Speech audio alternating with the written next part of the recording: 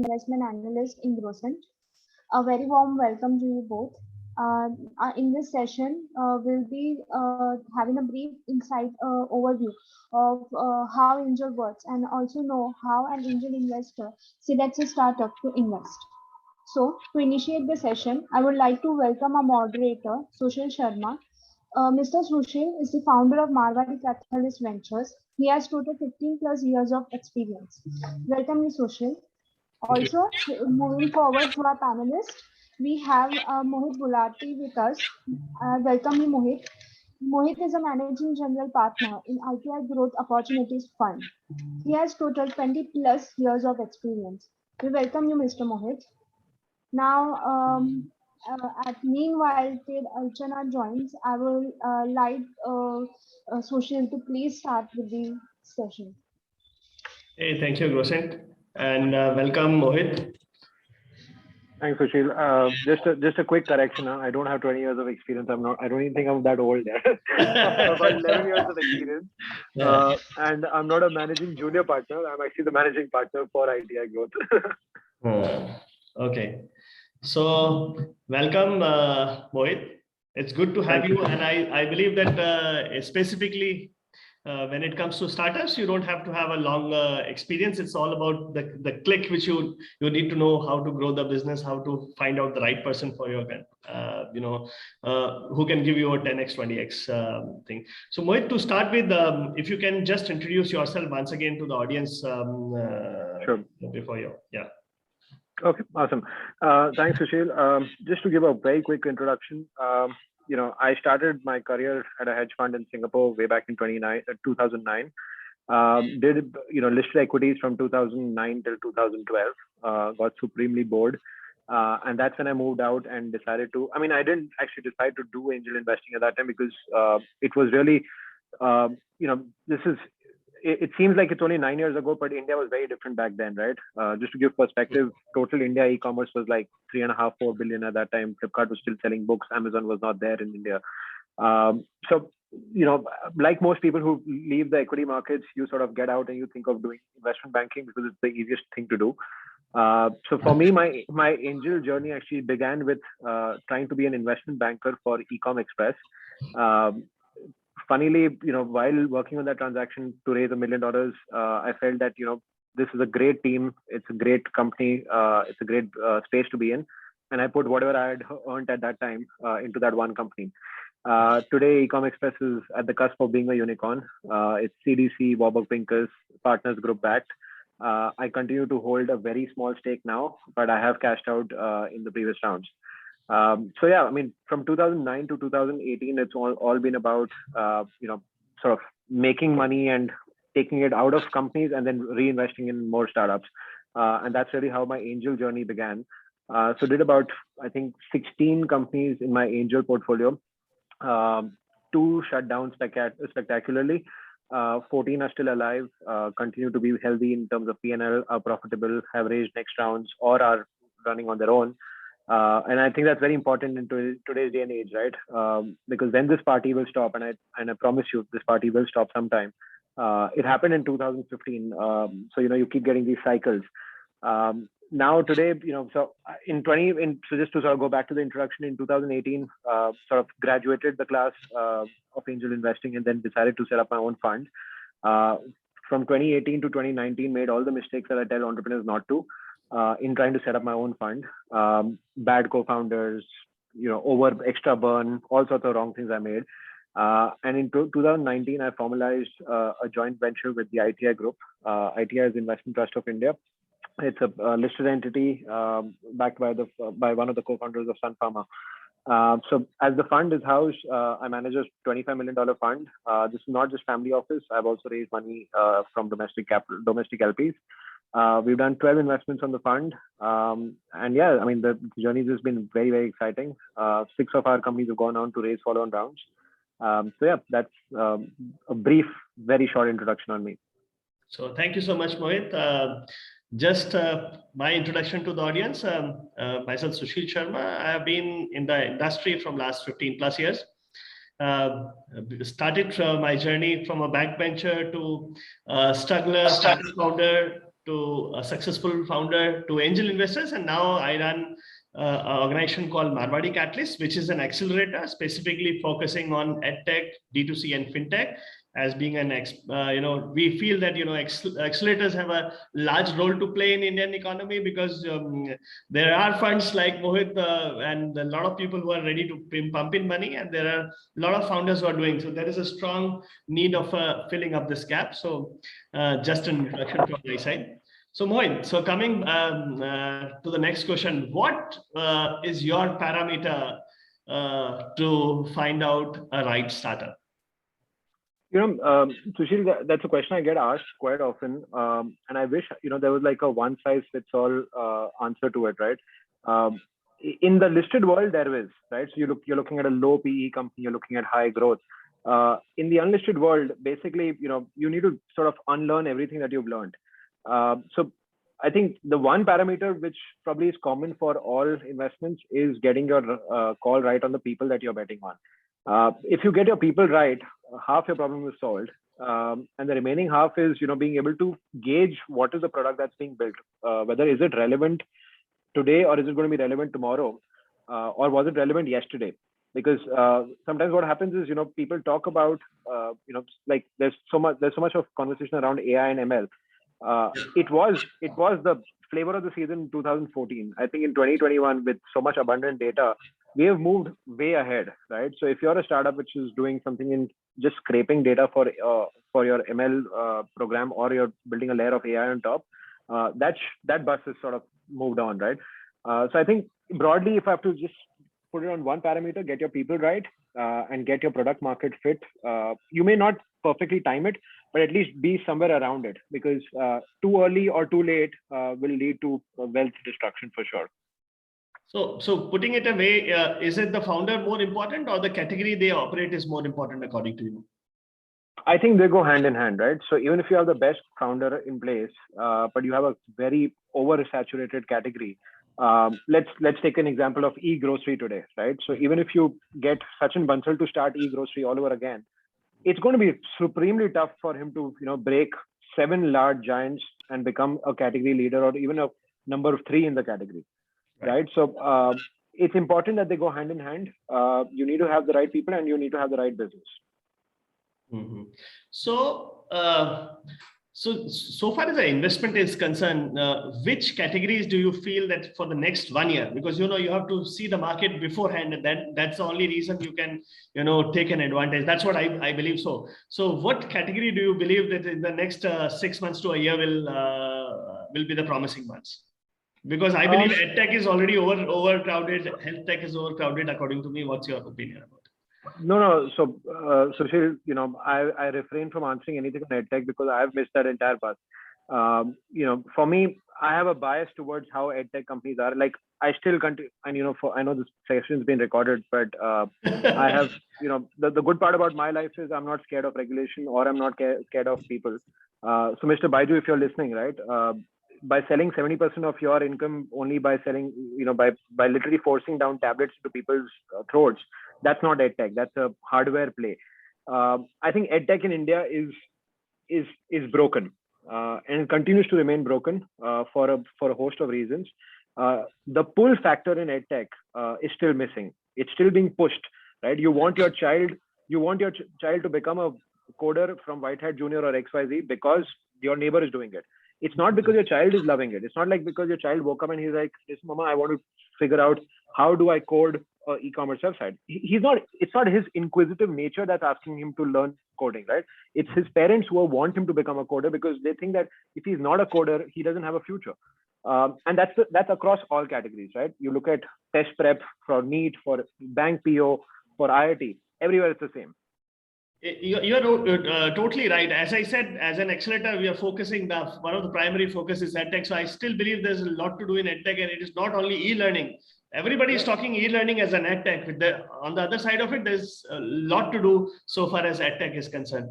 No, absolutely. So I think, differentiated edtech, which is more knowledge-based versus, just thrown into people's throat. I think that there is a category that still will exist for that. Like I said, right, I'm a firm believer that the party will come to a standstill at some point in time. And that's when, you'll see all the faff coming out of that sector. So keeping edtech aside, I think preventive healthcare, right? And I think this COVID has really taught everybody. And I love to, sort of whenever I interact with people all around me, I can genuinely see a conscious belief where people are now getting cognizant of their own health as well as their well-being. They're consuming better food. They are trying to exercise or work out from home. I know so many people who've lost a ton of weight. I personally have done that in the past. Like I used to weigh 120 kgs when I was in college. I weigh 80 now. And I'm a firm believer that I think preventive healthcare is the way to go ahead. You'll have an integration of wearables. You'll have integration of smarter IoT solutions. You'll have hospitals hospitals and insurances that will aggregate and join the party.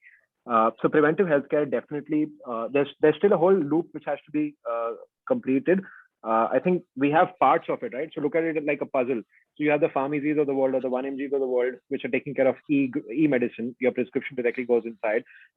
You have, preventive, you have a bunch of health tech devices which are coming in place, but they're still not finding their commercial application, barring say a pulse oximeter, which had its time in the sun, right? Last 1.5 years, I think anybody who made pulse oximeters has done really well. But the future is not just pulse oximeter. There's a lot more that we need to do, like a simple thing like an Apple Watch, right? There is just so much data that comes out of it. Only thing that you need to make sense out of it. So preventive healthcare for sure. I think even on so video conversation AI, right? So I think the next set of conversational AI will be on video versus being on chat. You can actually feel when a chatbot is talking to you, right? It can only answer 1 or 2 questions, and it sort of just puts its hands up and says, "Listen, I can't do this." But when there's a video-based person in front of you, right? And there are some. We've been looking at some great solutions where video conversation is happening via AI chatbots. I think that will be a game changer, at least in terms of customer experience perspective. Because in today's day and age, customer experience has become a very, very integral part, right? So it's not just about selling a product to someone, but it's also making sure that the person is happy with the product that they've purchased or availed. So yeah, I mean, there are a bunch of newer innovations that are happening. It'll be hard to sort of, I mean, again, something like drones, right? We are invested in a company called Red Wing. And now if you look at the drone regulation that's come out from the Honorable Prime Minister's office, this changes the entire game, right? At least for medical delivery via drones. I mean, just take the case of Northeast India. Barring a flight from Calcutta, it takes 7 days by road to go from Calcutta to Sikkim. A drone can do it in less than half a day, right? And there are so many. This is just the air route. Once you start going away from Sikkim into the hinterland of Northeast, and I'm just giving the Northeast example because I think as Indians, all of us sort of neglect that entire region, right? But it is relevant, and it's a large population subset. Drones are completely changing the way people are consuming health in that vertical. Will drones be delivering you food and logistics in the future? Absolutely, they will. But let's start with basics of how drones are good versus just thinking of drones as these unmanned devices which can come and crash into your house or which can do a bomb attack. Everything has a good and bad. You look at the crypto space, right? I'm a firm believer of what the government blockchains would be. When RBI issues its own token, talk about direct benefit transfer via customized tokens issued by the government of India. So if Sushila, I am giving you money to buy crop. Today I transfer it in your account and you can go and blow it up in a casino and I can't do anything about it. But when I do a DBT using a crypto which is backed by the RBI, that money that I've sent you can only be used to procure seeds. Game changer. It changes the way that this country will dwell with, at least with DBT. So yeah, I think a bunch of spaces that are opening up. These are just a few which I can think of right now. So 2 more questions from the angle of startup founders, and we'll come to the investor side. So how do you feel any difference between the founders from a tier 2, tier 3 market, or you still go ahead largely with the metro founders? What's your opinion about it?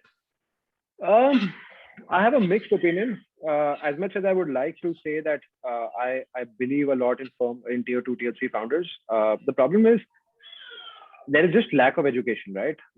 They are not reading enough. They are not preparing themselves enough. And that for me is where the problem is, right? So the only thing that segregates, I mean, let's look at, I'll give you a very simple analogy, right? So let's look at engineering. Mohit, why I asked you this relevant question is very important, because after COVID, what has happened is there's a lot of, reverse brain drain. A lot of people from us bigger towns are moving back. there is an ecosystem, because when people come back, the people are getting together. Second, the larger amount of knowledge is being shared online, which is like all equal to all bigger and smaller cities. And after COVID, I see a lot of positive attitude of the angel investors in a smaller cities as well. So I think you must have felt it, because you speak to the get to a local piece also. So after COVID, do you feel that there will be a change in the mindset? No, so Sushi, I was just coming to that, right? Allow me to finish. And I'll sort of give you an analogy around it, right?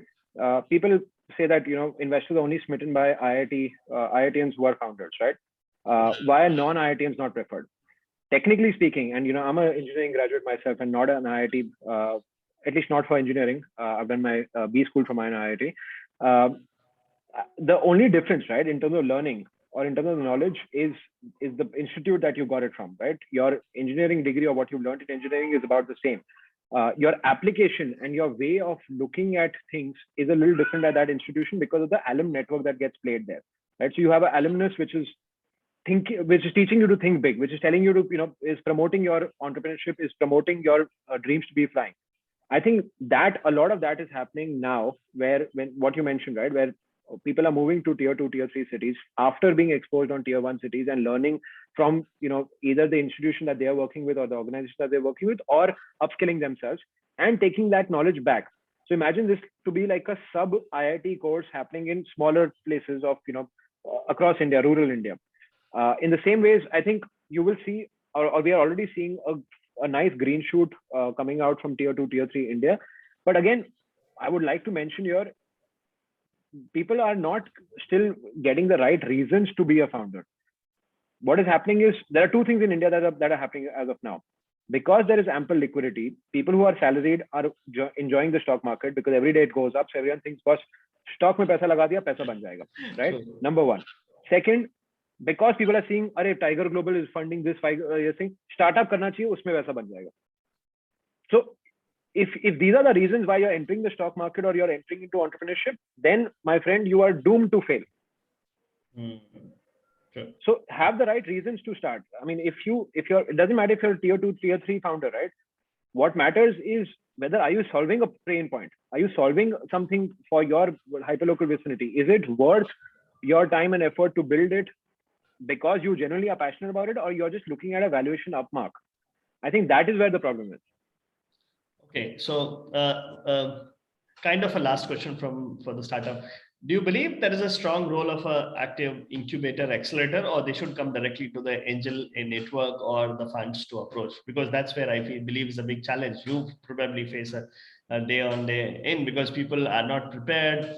They just want their valuation. They do not know what to do. So what do you believe that there is a role? No, 100%. I mean, I'm, as you would have noticed in the first 24 minutes of this conversation, right? I'm as candid as it can get. And if I meet a startup who, comes out with an absurd valuation, I don't give a 2 F's about it, about telling him my words, right? Of telling him that this is absurd and I will not fund it. Because there is lack of knowledge in terms of how this works. I think angel incubators as well as accelerators play a very important role in our ecosystem in shaping up and building so it's like a building that you're building, that you're constructing, right? If your foundation is not right, you cannot build a high, tall tower up ahead. So I think it's very important that that accelerators and incubators come in at the right time and sort of give that right direction to entrepreneurs before investors of any kind, whether it's angel, whether it's family offices or it's funds, before they embark on any of these. So I think this answer, I also want to give it to the audience from my opinion that, incubator and accelerator actually play a big role in the journey, because, you have to, this journey is beautiful only when you have a right mentors. Specifically, you have to be very wise in choosing your incubator or accelerator, because they are supposed to be super specialized in their own category. And angel network is different. Most of the time I'm seeing most of the angel networks, or been getting confused towards accelerator. Accelerator is somebody, or incubator is somebody who works with you, who spend time with you, not only for money, but they get you ready for to meet right people and to engage with the right set of people. So now coming back, Mohit, to the investor side. So Shashibhai, just to add to your thought, right? Yeah. The reason why people are getting confused is because angel networks are so funded today, right? Because there is so much discretionary capital. That is why they're trying to bypass accelerators or incubators. Like I said, this party will end someday. Yes, 100%. Right? And when it does, people will realize that the foundations of some of these deals and some of these transactions were not right. And I can, I don't want to name anybody or not put any blame games, but there are so many accelerators, there are so many angel networks out there who will do a deal at the drop of a hat just because they know that their network has 15 HNI family, second generation kids who basically, so, what I've seen in India, right? And I've been, fundraising for the last 1.5 years, pretty successfully because I've been able to sort of convince so many families that it's not just about, giving your child a sense of ownership of saying, hum invest karte hain, right? You want to get your child upskilled into doing something much better than that. Just by giving him discretionary 50 or 1 crore is not going to solve your problem. So I think just hold on. I totally agree, Mohit, and that is why I believe. But the only thing is, most of the startup founders get confused because everybody is writing incubator, accelerator, and angel network, which makes people confused. So I think that's why I believe that you need to, if you are with the right set of people, the journey will be beautiful. That is what I mean to say. So Mohit, coming back to the investment size, there are a lot of professionals now writing a small check. Do you believe that is the right approach, or it's a better approach to be a part of a fund? Because you see a lot of angel network, a lot of people, small ticket size, entering into the idea with no hands-on experience on it. What's your say about it? Again, so I look at both domestic and global macros very closely, right? Over 2.5 trillion of new liquidity has been pumped into the world in the last 1.5 years. You have about 44 million Indians who are sitting at home and getting their paycheck, and their expenses are very minuscule, right? So if they're not taking international vacations, there are only two large ticket spends that you can do with your salary check, right? One is you go out and buy a car every 3 or 5 years, or second is you go and change your house because you think your house is small, you want to get a bigger house. Once you're done, if you've been able to satisfy these two itches, then there comes a third itch, which is I want to make more money out of the money I have. Now you take 90% of the money that you have discretionary and put it into the stock markets because again, they've done well. And then there is a new 10% that's emerged where people are saying, there's so much happening in technology, let's participate. See, there is FOMO driven everywhere, right? Which is fear of missing out. And that's where you're seeing a lot of professionals sort of jumping on that bandwagon of cutting those small checks. I will rather recorrect my question. There are a lot of industrialists who are also writing a small check. So basically, the people who are writing a check between 2 to 10 lakh rupees, multiple checks, not having an idea, then struggling out, founder's journey. I believe that they need to more participate rather than angel network. They should participate more with the funds. What is your say about it? That's what is my very clear question. No, so I think I have vested interest here in answering this one, right? I run a fund myself. The good part is I'm a AIF category 2 fund and not a cat 1, so I don't do a 25 lakh rupee check. I do a 1 crore check. Yeah. So, and there was a conscious reason of doing that because I didn't want to deal with people who do 10 lakh rupee checks, right? I'm a person who commits 1 crore on the check or upwards. He's already net worth at least 30, 40, if not higher, 30, 40 crores, if not higher in his personal net worth. Yes. Very, very few examples where people make that kind of net worth just by luck or just by sheer coincidence. There is enough hard work in that. And these people are very savvy with regards to where they put their money. Who are the 5-10 lakh rupee check size guys are the ones who are in the sub 10 crore net worth, right? Who just want to participate in what is relevant right now. And it's fine. I mean, there's no right and wrong in this, right? I think the more people are participating, the better it is for the ecosystem because you have more people sort of joining in and there is that much more capital available for people to start. So if on an idea stage, you have an industrialist cutting a 10 lakh rupee check, for him, please try and understand, for him, it is a very, very negligibly small part of his net worth. It doesn't matter even if it goes down the drain. Mohit, to be honest, why I just asked this question because I'm seeing a lot of Rajasthan and Gujarat industrialists creating a corpus of 5 crores to 10 crores. and distributing it with the channel of 25 lakh rupees each startup, not having a right understanding of a startup ecosystem, do not know when to exit from the ecosystem. That's where I feel it's a challenge unless you have a right set of people who can guide you well. That's why my question is coming from that area. No, you're absolutely right, Sushil bhai. I mean, I've done LP pitches in Gujarat, particularly with larger diamond families who said, ठीक है हम आपके fund में पैसा डाल देंगे, but cash लेना आप. Now, when they say cash lena, I don't even want to start that conversation, right? Because I'm a SEBI regulated fund. Yes. Say hypothetically also, if I want to take the cash, there is just no mechanism on earth. I can understand. I come from that background. I largely work with the Rajasthan and Gujarat market. There's a lot of parallel economy which has been working. But yeah again, when people ask me, I say that unless you have a right set of people who knows about the industry, it is not good. But because specifically startup is like a business, it is right time. It's not only right time to enter, it is also the right time to exit, which is important. So Mohit, coming back to the next question, when you enter in a startup as an investor, do you create any benchmarking that this is the time you will exit? What you say is a 5x, 10x, 20x?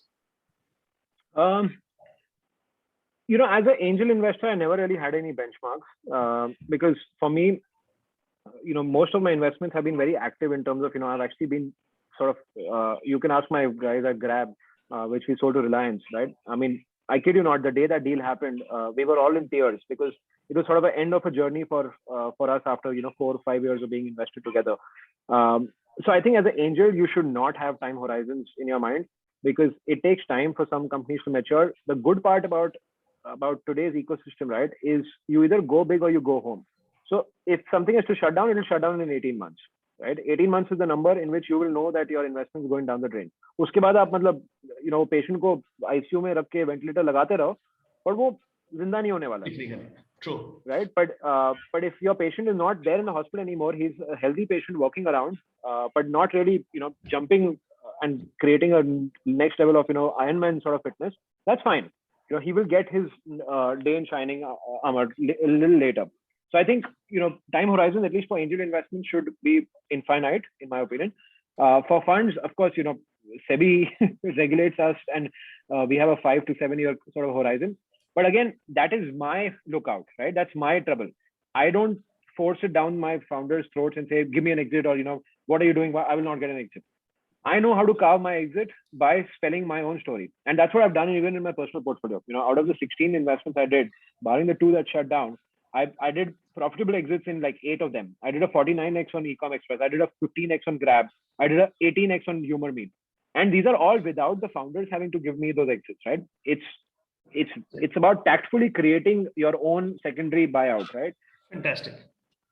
So, okay, great. So I think if your fund is intelligent enough, instead of company growing, you can get a secondary exit, which is very, very relevant, which is very important. So Mohit, I see a lot of small family houses aggressively coming, the next generation coming and pumping in more money. I see a very strong willingness of these family funds or family houses specifically focusing on their own category. On the other side of it, there is a other story which is talking about go with the flow. Don't look at your own industry. What's your comment about it? Specifically your category, more than 1 crore to 20 crores investment cycle youngsters from family. Sushil, I spent a lot of time last week with somebody who manages the family office for one of the largest media networks in the country. And I like the way, she was thinking around it, right? She said, okay, I'm going to make investments in spaces I understand, but also with a lookout that, can any of these investments be the next delta for my family office or for my company, which is a listed entity? Because as you understand, right, if you're in the publication business, it is eventually got a dying outlook, right? It is, you say, 10 years or 15 or 20 years from today, publication business is going to be tough to sort of sustain because ads are moving to Google and Facebook versus anything else. So I think from that perspective, at least the smarter family offices are investing in businesses which are around their periphery. Look at the Marico family office, right? What Mr. Mariwala has done is invested in brands. He understands brands, no? Whether those brands are acquired by Marico or not is different. But does he understand FMCG? He does. And can he buy FMCG? He should. No, I think we also work with Marico, and I realized that thesis is very good because, you know, why am I this question pumping? Because there are few family houses which have reached out to us saying that why don't you run an accelerator for our own category? So I think it's a good positioning. A lot of people are now getting into active position going, and specifically, you know, some case studies like Marico and all. I think they pick up brand, they work with them, and they grow them up largely on the category side of it. Okay, so now it's an open house for you. If you have anything specific you wanted to address to the audience, yeah. No, so I'm actually just looking at the audience right now. I'm guessing a bunch of you are either startup founders or wanting to, you know, to sort of start your own venture, right? Like we sort of, I'm just sort of summarizing some of the things that we just said. Have the right reasons to start your company, right? If only getting a valuation uptick is your reason, then, you know, it's not going to work. I'll be very honest, right? I think investors today are a lot more smarter than they ever were. We do a lot more, and I mean, we come from a fund perspective, so we have like a whole team that leads these things. But even for angel investors, even for family offices, nobody likes to lose money, right? And if you think that you can, you know, start businesses, get that valuation uptake, and, you know, cash out, it's not that easy. You will really need to be very talented to be able to do it. So I think, you know, if you have the right business in mind, if you have your heart in the right place to build that, just go out and, you know, start your own venture. There are so many. I think I've never seen a more robust ecosystem in India in the last 10 years of investing.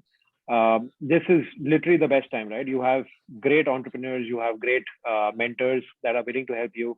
You have industry veterans who are willing to mentor you. You have accelerators, you have incubators which are willing to incubate you. You have AWS and Microsoft Azure who are willing to give you that starting credits to, you know, work, get yourself kickstarted. So your initial burns are limited. You may have problem with regards to acquiring talent. That's because some of your larger friends and peers have raised a lot of money and been able to hire at very high salaries. But the good part is, you know, we have 1 million engineers who pass out of India every year. So you have new talent coming every bloody year, right? And it's about scouting for that right talent. I mean, I was at an event last week where we had a 19-year-old pitch to us from Ahmedabad. Sujit, I'll tell you more about him later. This guy was like he's won an award for the youngest for the potential to be Elon Musk. That's his award name. Super smart guy. Codes in Python 3.0. He started his own company and he wanted to raise money. I mean, of course, I wanted to sort of pursue it, but when he's 19, there's just, you know, I asked him one single question: that what do you, how are you going to manage college and your startup? He said, no, I don't need to go to college because I know more than my professors do. Now, at 19, you're immature to say it, right? But the fact is that, you know, there may be some merit to it, because unfortunately our academia as well as our books are slightly dated, right? We still learn about 3G in telecommunication engineering while we are on the cusp of 5G. So I think for all the audience here, keep upskilling yourself.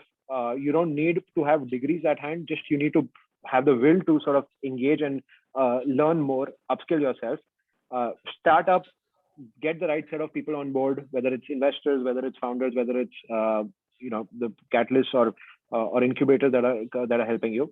And I think, you know, I'm looking at a 10-year period in India where everyone's going to make money hand over fist. Just that you need to be relevant in that 10 years. So endorsing Mohit's comment, and specifically some of the important notes which I've also understood it very well.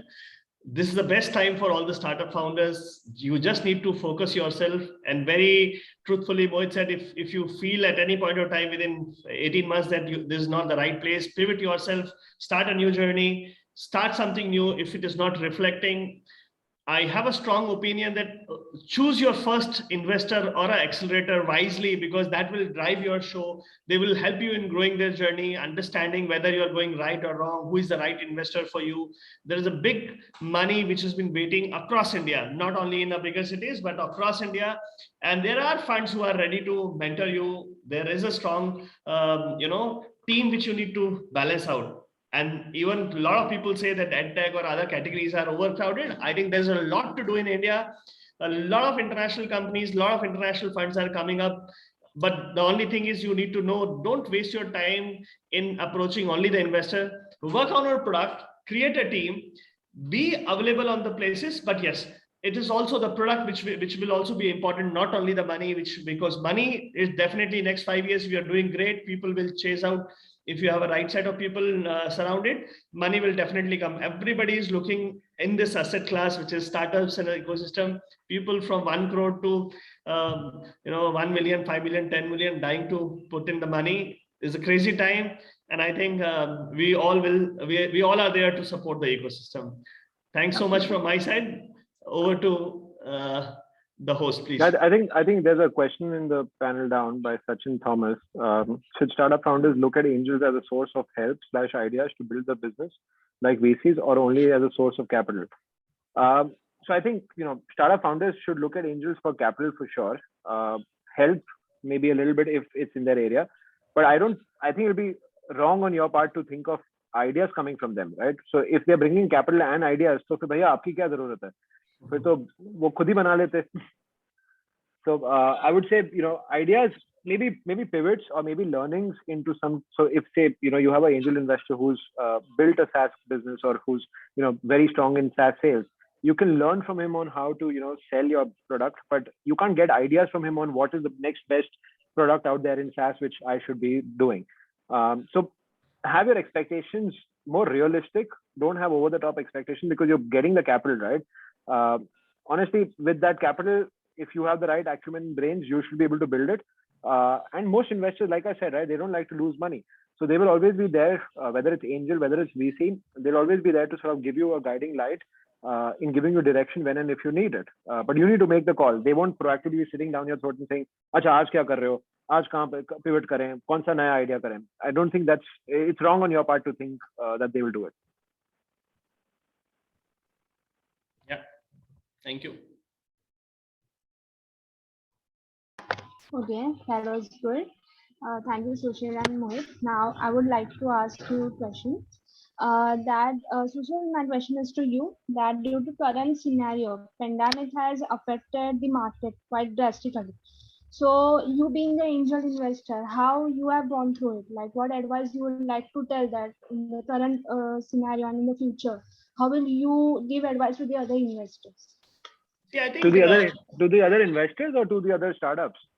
The other startups as well as the investors also, like it may help them.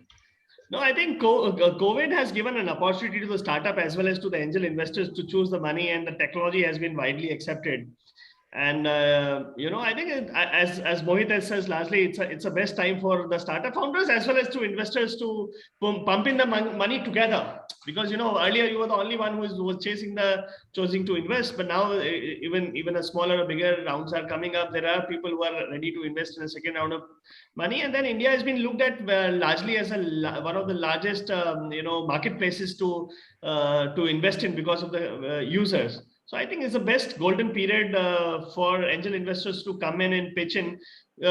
Obviously, choose out who is the right set of partner with whom you can put in the money. What is your category where you wanted to float in? I think this is the best time. That's what I can say. It's the best time to buy this. There was a time to buy real estate. Everybody investing and everybody making money.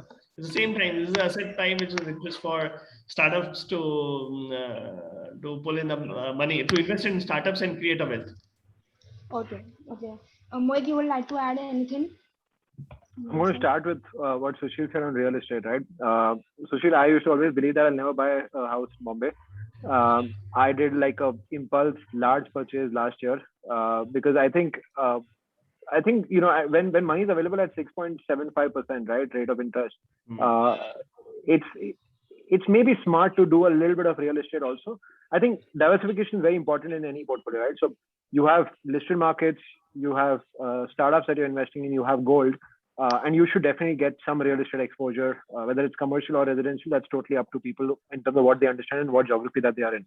I'm a firm believer that the entire real estate landscape in India, and like I said, right, I'm taking a 10-year view on India. We will basically quadruple our GDP in the next 10 years, which means that anything and everything that you see around you is going to change drastically. Sushil, what city are you from originally, if I may ask? It's Jodhpur. That's in Jodhpur, Rajasthan. right? We Yeah, I live know. there. Yeah. No, I know Jodhpur very well. My wife is a NLU Jodhpur pass out. Oh my God. Great. So I spent some time in Jodhpur, right? My hometown is Pune, which used to be like a small, dull, boring city. And Jodhpur again was a small city, right? But True.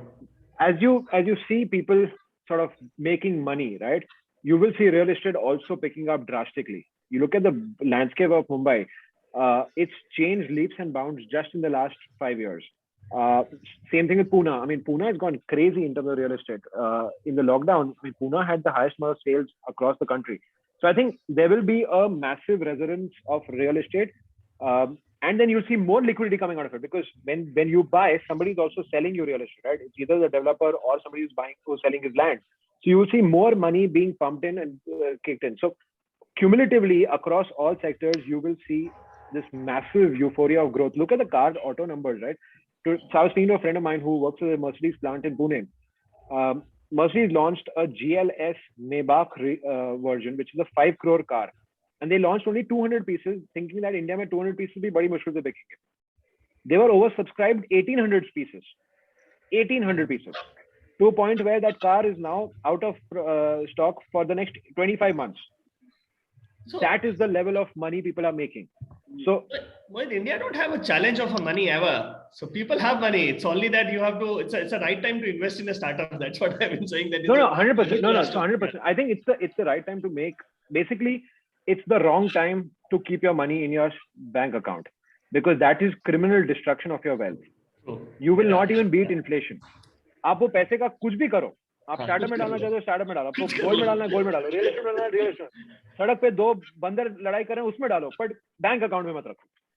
See, Mohit, I started Marwadi Catalyst not being a Marwadi. I said that it's a time for traditional players to come and actively play a role in a business. There's no point putting up. I 100% knows your thing that it's a time to invest in to actively play a role in wherever it's possible.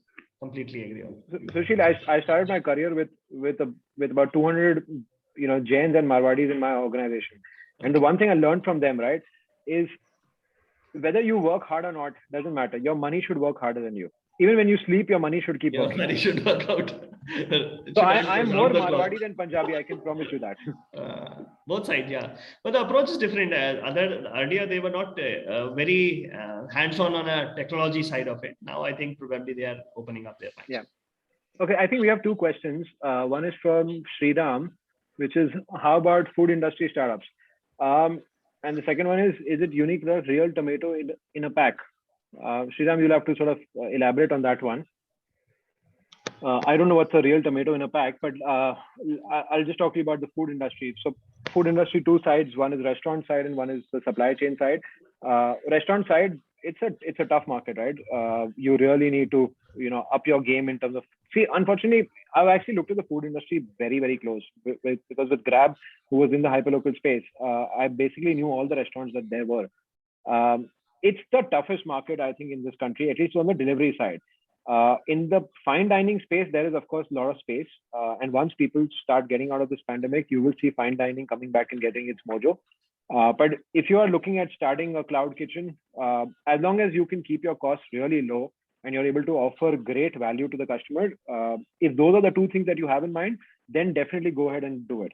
But if you think that you can sell a 600 rupee half a kg biryani versus Marrakesh or Berol selling it at double the quantity, then it's a tough one. I didn't understand what's your tomato question, so I really don't know what to answer on that.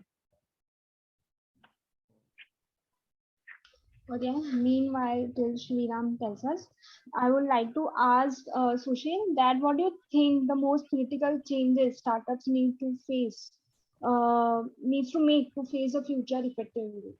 What do you think? So yeah, see, it is not about a specific answer. There's no answer to it, but the only thing is you should always be ready to pivot yourself to whatever is needed. So, the biggest thing, because usually startups are asset light usually they are asset light and it is more on a technology side of it. So my only suggestion to startup founders is to always ready for pivoting, and if needed, just do a quick decision making and change as per the market, which is very, very important. And I think that is what makes this industry crazy and more relevant for our investors, because they must create a model which can easily which is flexible in nature. You started something, you failed out something, you can always start something new, or maybe pivot to the next area or something like that. So you should always be open and good listener and observe the market at least 6 months beforehand, so that you can take an advantage of it. Okay. Mohit, you would like to add something? No, I think Sushil sort of covered that. I'll probably want to spend more time answering some of the questions. So I think Rohit's got a question. We are in the hyperlocal delivery based in Delhi. What is opinion for market space for the next 5 to 7 years? Hyperlocal delivery in Delhi. So, in the hyperlocal space, there is a little bit of a competition now because you've got the Dunzos of the world.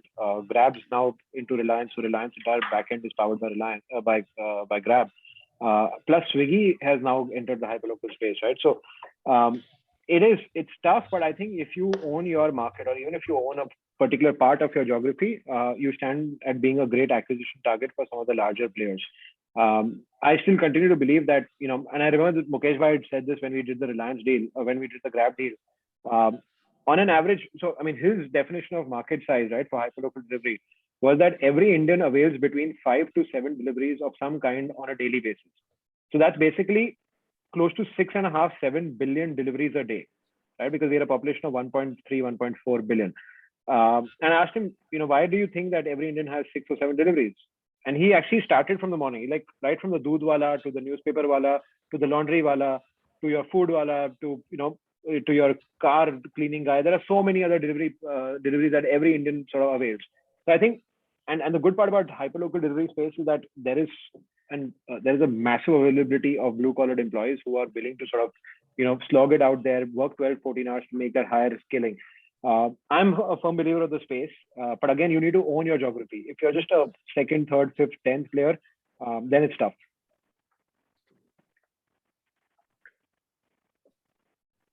I hope. Yeah, Mohit. So basically, the startup ecosystem is growing, and mostly these technology-based startups are getting most of the funding.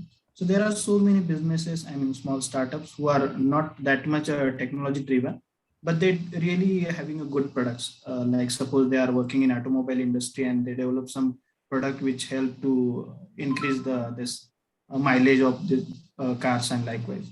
So through this incubation and catalyst, do we have some programs where we can help them to connect with these investors, or angel investors are really interested to such sector to invest? Sushil, I think you should take that one. So first of all, as I said, entrepreneurship is a different journey. Startup, or it's a different journey. So it's not only the investments here. That's what I'm saying. That most of the people feel that this is more of an investment. It's in a startup journey. There are a lot of other components which is actually a helping hand, and it's very important to understand how this capital market operates. How this which is the right set of people. Obviously, accelerators do support startups on handholding, connecting them to the right people, also giving them a right advisors in all sums from the angle of technology to the PR to understanding the journey. And yeah, definitely we usually support such initiatives. From my side, like I said, right, as funds, we are looking at a pan-India presence. We're looking at a hyper growth market. Typically, manufacturing doesn't, unless there's like a cutting edge, sort of earth-shattering manufacturing progress that's happened. It's tough for investors to take a call. But that said, in the past, you have, somebody like a Sequoia Capital who's taken a bet on Balaji Wafers, right? I mean, the guy was practically just building a Chakna company, right? If I may say. And look at where they are today. Balaji is a listed entity, right? So I think it's about, the crux of what you're building, and do you have what it takes to be a market leader in it, and is the market big enough? If you're doing auto ancillary sort of business and your market is maybe a 30-40 crore market, and even if you're 100% market share in that, it's still not big enough, right? So like I started this, you have to build and think very, very big. 10 trillion economy is what this country is going to be. And if you're going to do anything which is small, then you don't have that much capital available.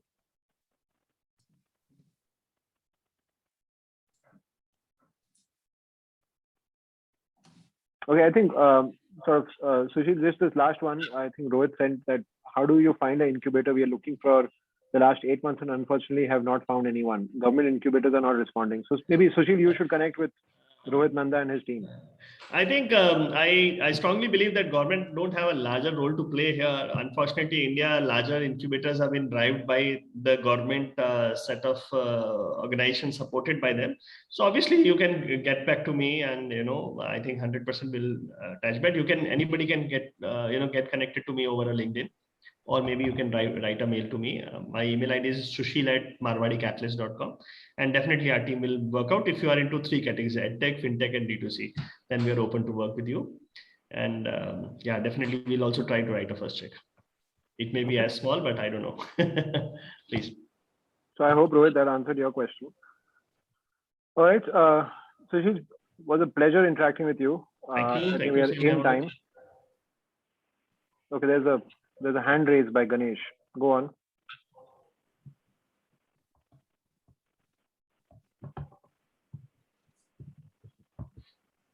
Yes, Ganesh, go on.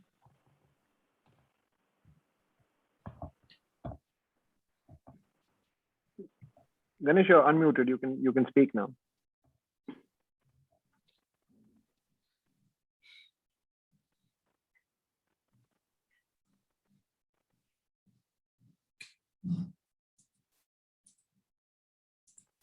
Okay, I'm guessing there's some issue with his audio. But Sushil, just to sort of conclude this, was a pleasure interacting with you. I know we've been connected on LinkedIn for a while, but we've not really done this. So thank you, Groscent, for allowing Sushil and me to do this. It was supposed to be a tri-party panel, but now it's become like a 2-party Q&A sort of a panel. So it's fine. We enjoyed it. Thank you so much, Mohit. And I think let's connect separately for sure. Yeah. Thank you so much, Team Groscent. Thank you. All right. Yeah. Bye-bye. Thank you, Mohit, and thank you, Sushil. It surely was a valuable and insightful session. We would like to, you have actually made this session a very remarkable. I thank you both very much, and I apologize as Archana had some emergency work. She was not able to join. So we heartily apologize to you. Thank you once again. No worries. Thank you so much, guys. Thanks a lot. Thank you. Cheers. Bye. Now, I would like to inform all the attendees that our next session on the private equity is scheduled from 12:30. So I request you all to please join there. Thank you.